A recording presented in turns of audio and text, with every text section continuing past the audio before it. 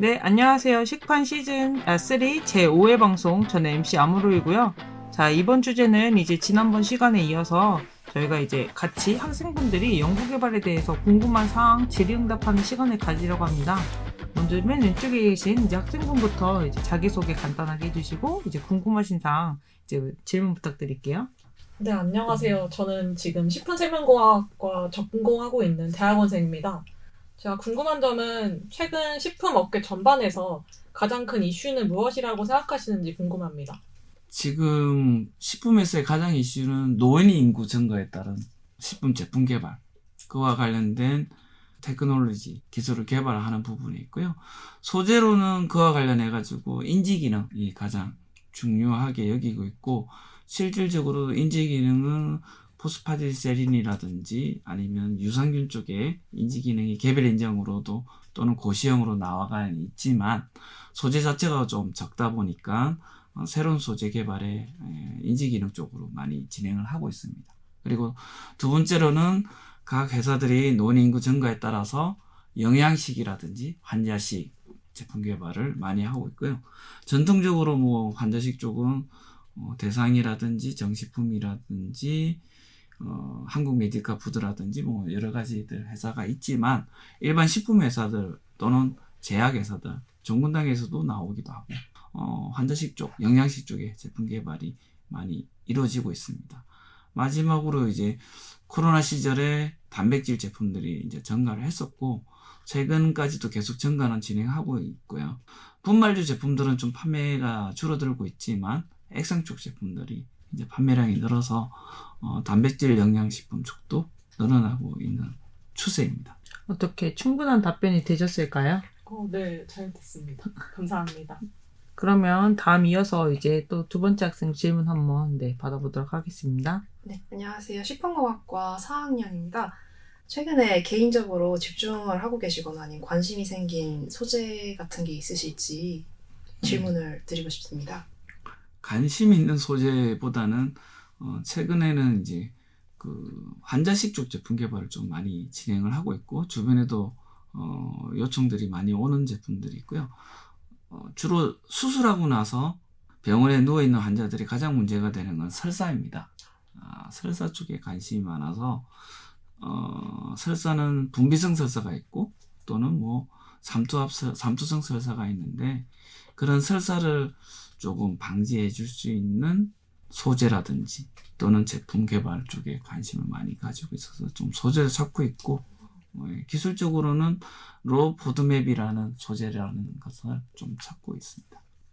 궁금한 게 보통 이제 저희가 환자분들이 입원을 하면 변비를 많이 이제 떠올리고 변비가 많이 걸려서 이제 유산균을 처방하는 일이 많은데, 방금 전에 이제 설사라고 얘기해 주셨는데 이게 뭐 특정 환자분들한테 나타나는 걸까요? 특정 환자들한테 나타난다는 건 두 가지입니다. 결과론적으로 변비라는 것도 먹는 양이 적기 때문에 이제 배출이 잘 안 되어서 뭉치는 부분이 있는 거고요. 두 번째로는 삼투압 설사 같은 경우에는 먹는 양 자체가 물 양이 적고 용질의 양이 많다 보니까 혈액에 있는 물들이 장내로 들어와 가지고 설사를 일으키기도 하고, 분비성 설사 부분하고 변비하고는 약간의 좀 차이가 있을 수 있는데, 항암이라든지 여러 가지를 치료하다 보면 장내에 있는 유산균들이 아까 사멸이 되고 나쁜 균들이 자라기 때문에 장에 있는 육모들이 좀 손상을 입습니다. 그래서 단백질 흡수라든지 흡수를 못하니까 얘들이 물처럼 바깥으로 나가기 때문에 분비성 설사가 있습니다. 그래서 변비도 있을 수 있고 분비성 설사도 있는 거라서 어찌 보면은 우리는 변비보다는 설사 쪽을 더 중요시 여기는 겁니다. 그래서 수분이 바깥으로 배출하는 결과이기 때문에 수분을 보충해 줄 수 있고, 그런 현상들을 좀 줄여줄 수 있기를 원합니다. 그리고 변비를 일으킬 수 있는 부분이 많은 이유 중에 하나는 잔사, 그러니까 먹고 나서 장내에 어떤 물질들, 용질들이 많이 남아있지 않게 해줘야 되는 것이 환자들한테 중요하거든요. 어쨌든 변을 보려면 힘을 줘야 되는데 힘을 많이 못 주니까 저잔사 식품이라든지 이제 아까 로퍼드맵 제품이라든지 이런 쪽에 관심을 많이 가지고 일을 하고 있는 사람입니다. 요즘 아무래도 이제 처음에 얘기 주신 대로 서두에 이제 시니어 분들이 이제 증가하면서 뭐 환자분들 자체도 이제 뭐 늘어났을 수도 있고 또 그에 따른 이제 제품 개발들이 계속 활발하게 이루어지는 것 같네요. 뭐 학생분들도 이제 이런 부분들 많이 관심 가지고 하면 연구 개발에도 많이 도움이 되지 않을까 싶은데 또 다른 학생분 이제 질문 혹시 있으신지 해서. 안녕하세요. 저는 식품영양학과 1학년입니다. 대학생 1학년이 식품연구 개발원이 되기 위해서 방학 동안 알차게 보내기 위해서 앞으로 어떤 좋은 것들을 하면 좋을지 궁금합니다. 예를 들어서 약간 자격증이나 대외 활동 중에서 어떤 거를 하면 좋을지 궁금합니다.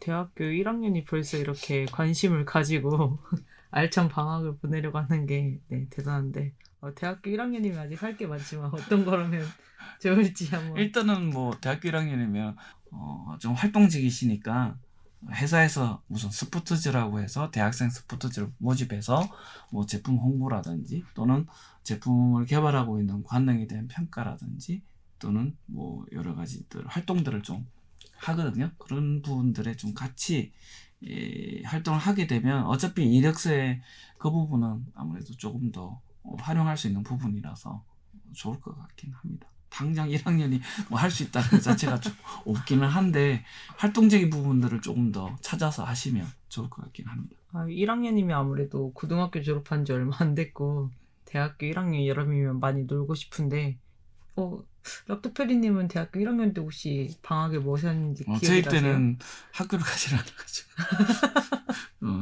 제가 학번이 이제 87학번인데 86년 87년도에는 여름에 뭐 하셨어요? 여름에는 뭐라고 해야 되나 번식 실험실에 있어서 쥐와 같이 놀았습니다.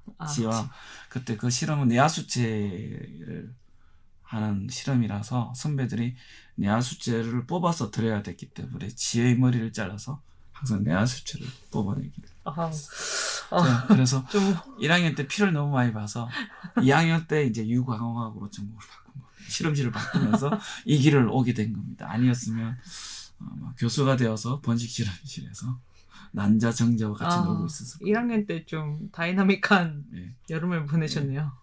뭐 다른 분들이 이제 학년이 더 높으시다 보니까 이제 1학년 친구한테 어떤 걸 하면 좋을지 좀 의견 한번 주실 분 계신가요? 나는 여름에 이런 걸 해봤다. 저는 그 신제품 개발 쪽에 관심이 조금 있어서 레시피 관련 공모전 같은 데도 많이 나갔었거든요. 한번 나가보시면 경험이 될 것 같습니다. 또 이렇게 또 최근 경험을 또 이제 공유해 주셔서 감사합니다. 1학년은 아직 할 수 있는 일도 많고 또 벌써부터 이렇게 관심을 가지시니 뭘 해도 이제 되실 것 같네요. 또 이제 추가로 또 질문하실 분 또 더 있으실지 아니면 추가 질문이 있으신가요? 일단은 여기까지 듣고 그 다음에 뭐 오른쪽 분도 이제 궁금하신 내용 이제 한번 얘기해 주시겠어요? 안녕하세요. 저는 식품생명공학과 4학년 학생입니다. 아까 1부에서 말씀하셨던 것 중에 연구소의 경우 채용 시 석박사를 선호한다고 하셨는데 그럼 석사와 박사의 차이는 무엇이고 박사 과정까지 취직한다면 무조건적으로 유리한지가 궁금합니다. 일단 첫 번째 질문에 대한 답입니다. 석사와 박사의 차별점은 석사는 서두에 아까 말씀드렸듯이 실험 설계를 자기가 해서 유의적인 차이를 내는 논문을 만드는 것이 석사이고요. 박사는 누군가가 하지 않았던 일, 그러니까 이 분야에서 누군가가 할 만한 일인데 하지 않아서 해볼 만한 일을 한 것입니다. 그렇게 석사 논문과 박사 논문을 심사를 할 때는 그 기준에서 심사를 했었습니다. 최근에는 뭐 석사든 박사든 논문이 유사 논문이 있는지 없는지도 찾고 하긴 하지만 예전에는 박사 정도 되면은 남들이 안 했던 분야 쪽에 논문이 나와야 되는 거고 석사는 어떤 개선이라든지 좋은 방향이라든지 어떤 문제 해결을 유의적으로 통계학적으로 나타낼 수 있는 것들을 설계한 것들. 크게 두 가지로 나누는 거고요. 두 번째 질문은 박사 과정까지 취득한다면 무조건적으로 유리한 건지가 궁금합니다. 그거는 이제 회사의 입장에 따라 차이가 있습니다. 박사 학위를 받았으면 통상적으로 대리 또는 과장의 직급으로 시작을 하게 되거든요. 그 회사마다 기준이 좀 틀리고 모두 박사 부만을 원하지 않는다라고 할 수는 없는 상황이고요. 그러니까 회사에 처해 있는 상황, 그리고 하기보다도 회사가 요구하는 역량을 가지고 있느냐에 대한 것이 더 중요하게 여겨서 박사가 된다고 해서 무조건 뽑는다라는 것은 아니라고 볼 수 있고요. 그렇다고 아무래도 석사보다는 박사가 좀 더 유리하기는 합니다.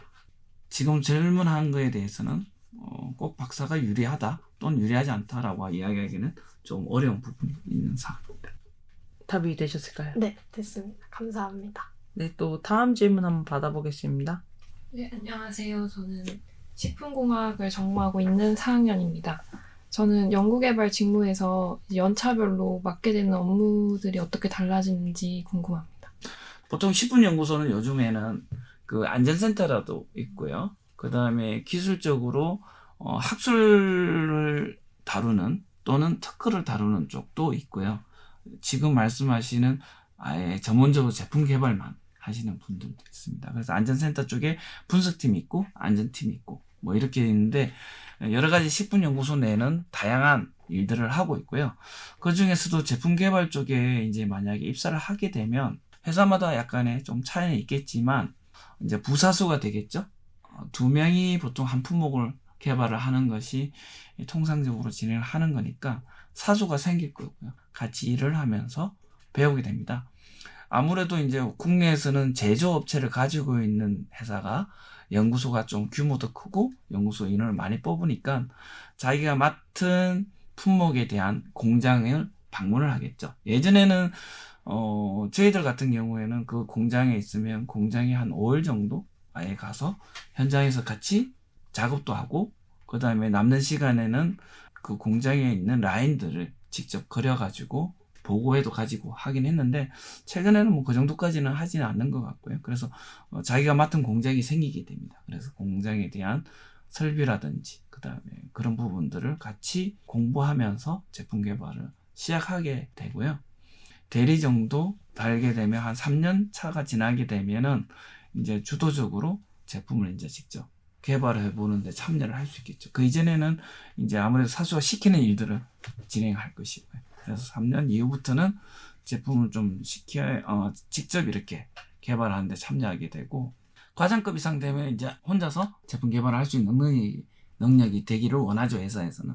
책임연구원 차부장 정도 되면은 프로젝트를 꼭 제품 하나가 아니라 개선이나 뭐 또는 문제점 해결 뭐 여러 가지 프로젝트들이 많이 생깁니다. 제품 개발만 하는 건 아니에요. 사실은 품질도 문제가 생기면 설계의 문제면 연구소가 해결해야 되는 거고요. 이제 팀장이나 실장이나 이 정도 되면 주로 프로젝트 관리만 하게 되겠죠. 예, 그런 식으로 연차별로 업무 능력을 키워나가면서 진행을 하고 있는 거라서 어떤 부분에 대해 가지고 어떻게 진행된다는 거는 좀 구체적으로 이야기하기는 좀 어렵지만 대체적으로 그렇게 움직인다고 보시면 될 것 같습니다. 개인적으로 뭐 직무는 다르지만 연차별로 할 수 있는 일도 있지만 반대로 연차에 따라서 꼭 일을 맡기진 않고 뭐 개인의 능력도 좀 중요할 것 같습니다. 제 생각에는 뭐 그 친구가 역량이 된다고 하면 뭐 사실 그런 기회가 또 주어지기도 하잖아요. 연구소는 좀 많아요. 네, 사실은 연구소는 이제 문제 해결 능력 그러니까 이 부서에 있는 사람이 저 부서에 문제가 터졌는데 저 부서에서 해결을 못할 것 같으면 위에서 조정을 해서 문제 해결할 수 있는 사람을 파견을 보낸다든지 아니면 그 프로젝트를 아예 이쪽으로 넘겨준다든지 그런 식으로 개인의 역량에 따라서 움직이기도 합니다. 연구소에서는 개인 역량이 좀 높은 분들은 팀들을 많이 옮겨 다닙니다. 회사 입장에서는 팀들은 다 옮겨 다니니까 이제 소장으로 앉힐 수 있는 어떤 역량을 이걸로 키워주기도 하고요. 개인 역량에 따라서 또 업무를 맡는 것도 조금 차이는 있긴 있습니다. 어쨌든 개인 역량을 어떻게 잘 보여주는지에 따라서 아까 질문하셨던 연차별을 맡게 되는 업무가 뭐 설명해주신 락토페리님처럼 이제 순차적으로 될 수도 있지만 좀 더 빠르게 길을 보일 수도 있다고 생각합니다. 또 마지막 질문 한번 받아보겠습니다. 네, 안녕하세요. 식품공학과 2학년 재학생입니다. 대학원 졸업 후에 제 다른 직무에 비해서 연구개발직으로 취업을 할 때는 학부 당시 활동보다는 대학원 때의 활동이 좀 더 중요성이 크다고 들은 적이 있습니다. 실제로 그러한지 궁금합니다.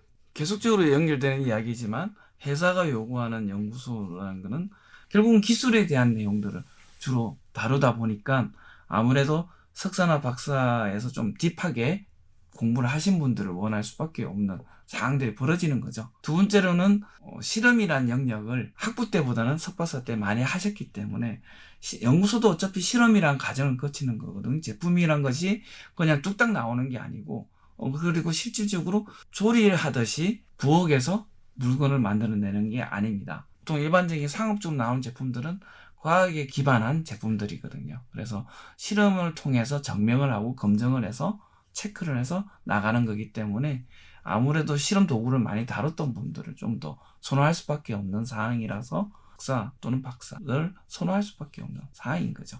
꼭 그렇다고 해서 학부생들이 와서 못한다는 건 아닙니다. 어차피 배워서 또 어차피 새로운 부분들이 있는데 저 정도는 아무래도 석박사가 좀 더 빠른 상황은 사실입니다. 마지막까지 잘 들었습니다. 더 궁금하신 사항이 있으신 분은 이제 유튜브를 들으시다가 나도 연구개발 관련해서 궁금한 게 있다면 또 댓글 남겨주시면 저희가 답변해 드릴 수 있는 선에서 최대한 답변 드리겠습니다. 그럼 오늘 여기까지 하고 이제 모두 인사드리겠습니다. 네, 수고 많으셨습니다. 감사합니다. 감사합니다. 네, 감사합니다.